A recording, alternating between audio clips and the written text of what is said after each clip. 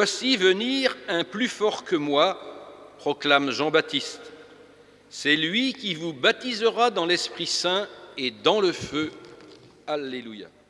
En ce temps-là, le peuple venu auprès de Jean le Baptiste était en attente, et tous se demandaient en eux-mêmes si Jean n'était pas le Christ. Jean s'adressa alors à tous. « Moi, je vous baptise avec de l'eau, mais il vient, celui qui est plus fort que moi. Je ne suis pas digne de dénouer la courroie de ses sandales. Lui vous baptisera dans l'Esprit Saint et le feu. »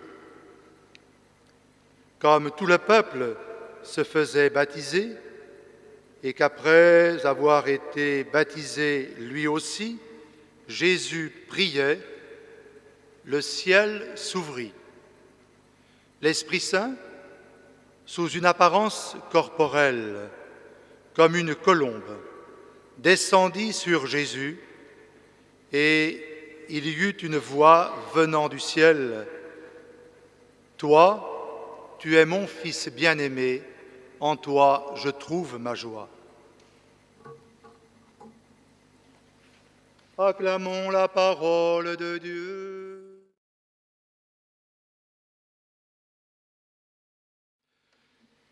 Il suffit parfois d'un mot, d'un seul mot, pour éclairer un texte ou un échange. Les mots en disent souvent bien plus long qu'on ne le pense, et vous en avez tous fait l'expérience. En méditant l'Évangile qui vient d'être proclamé, un mot a retenu mon attention, d'autant plus que Saint Luc est le seul à l'utiliser. Le ciel s'ouvrit. Que veut dire cette ouverture du ciel?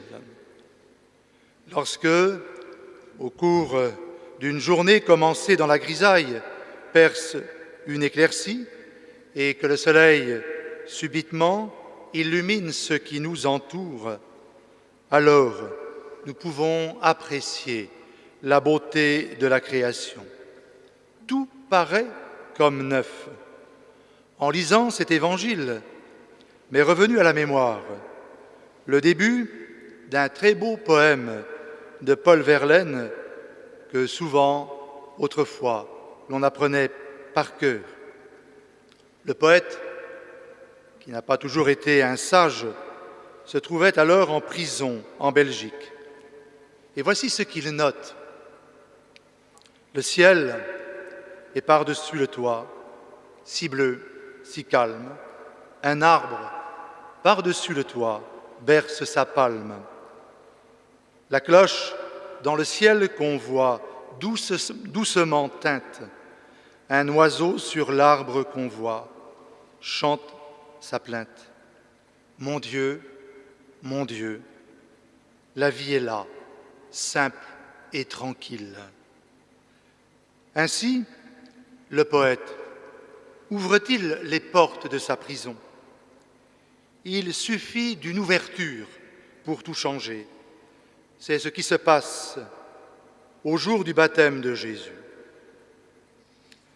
Par lui, à tout jamais, s'est ouverte une clairière dans le ciel.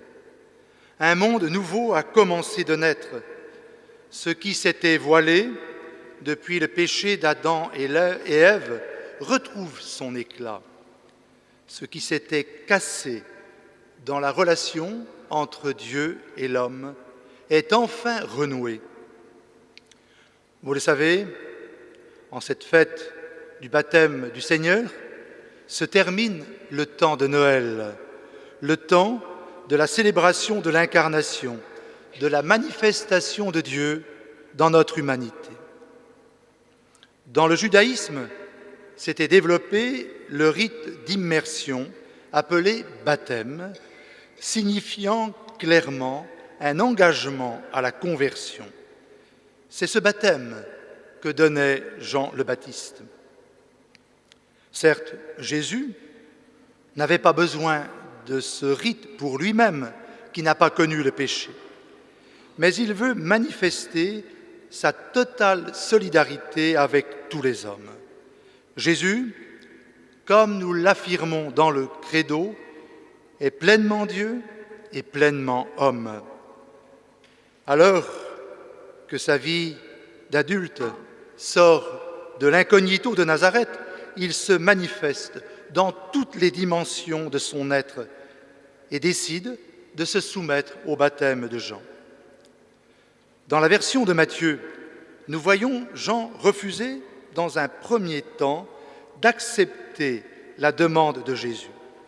Mais ce dernier insiste, car il entend montrer qu'il est venu épouser notre condition humaine.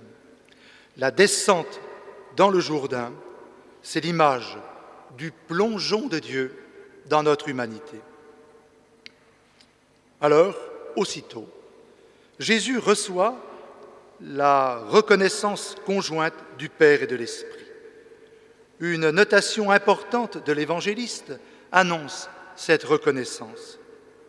Jésus priait, et c'est alors seulement que s'ouvre le ciel. La prière est essentielle. Elle unit les hommes à Dieu, la terre au ciel.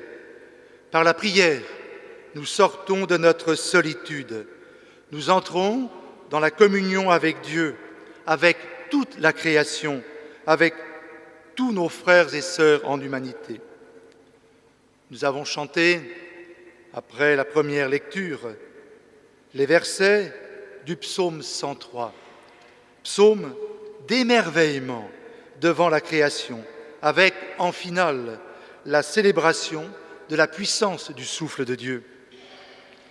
Par la prière, notre vie se déploie aux dimensions du monde et nous reconduisons à Dieu toute cette création sortie du souffle de son amour. Mais aussi, quand nous prions, nous sommes institués frères et sœurs de tous les hommes. La prière que Jésus nous a confiée ne commence pas par « mon Père », mais par « notre Père ».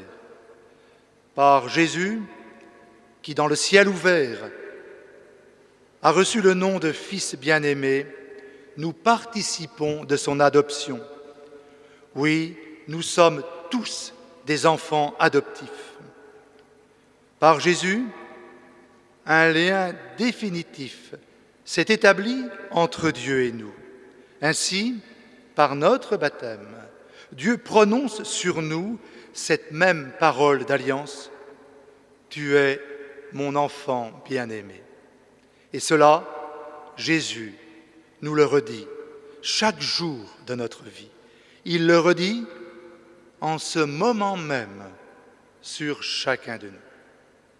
Parfois, je me demande s'il ne vaudrait pas mieux s'arrêter dans une homélie et laisser place au silence pour accueillir intérieurement cette parole d'amour que Dieu n'arrête pas de prononcer sur nous.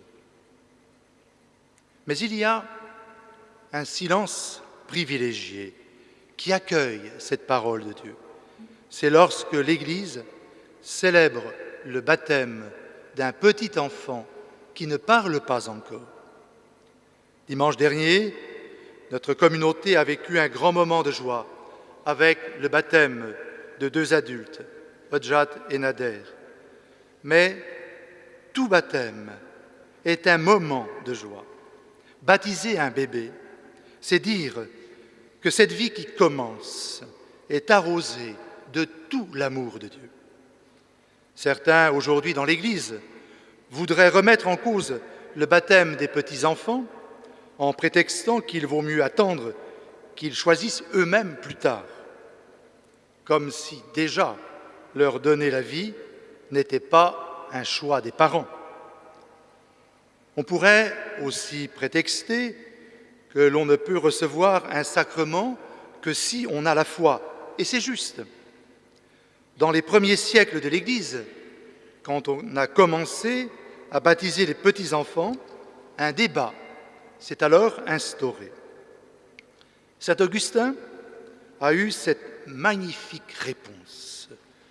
Le petit enfant est porté au baptême par les pieds de la foi de ses parents.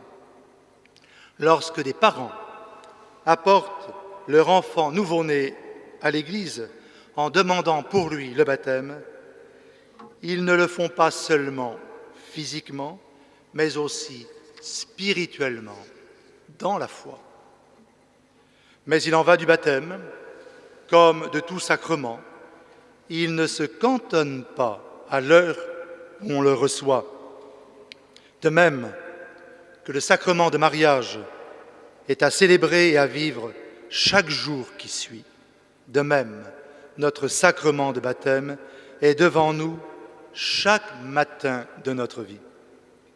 Chaque jour de notre vie, nous sommes invités à accueillir le salut de Dieu, qui, comme nous l'a rappelé saint Paul dans sa lettre à Tite, nous sauve, je cite, non pas à cause de la justice de nos actes, mais par sa miséricorde.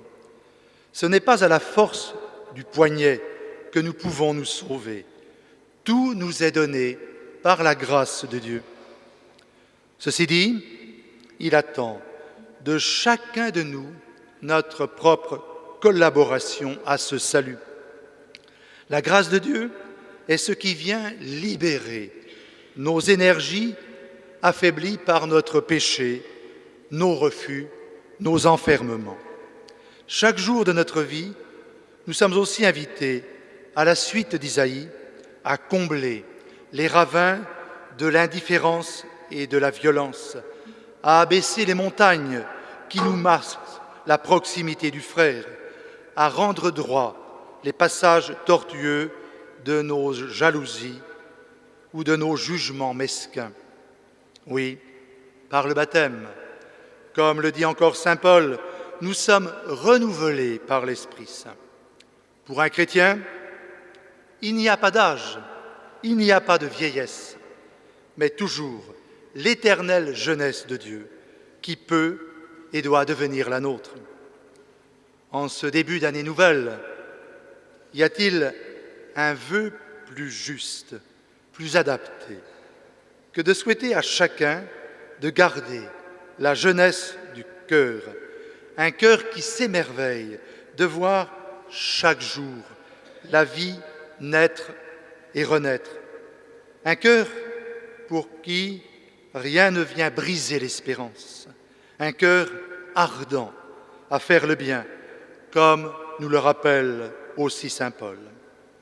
Que cette ardeur soit pour nous, pour notre communauté, le gage de notre bonheur et de notre joie. Amen. Allez par toute la terre, annoncez l'Évangile aux nations. Allez par toute la terre, allez.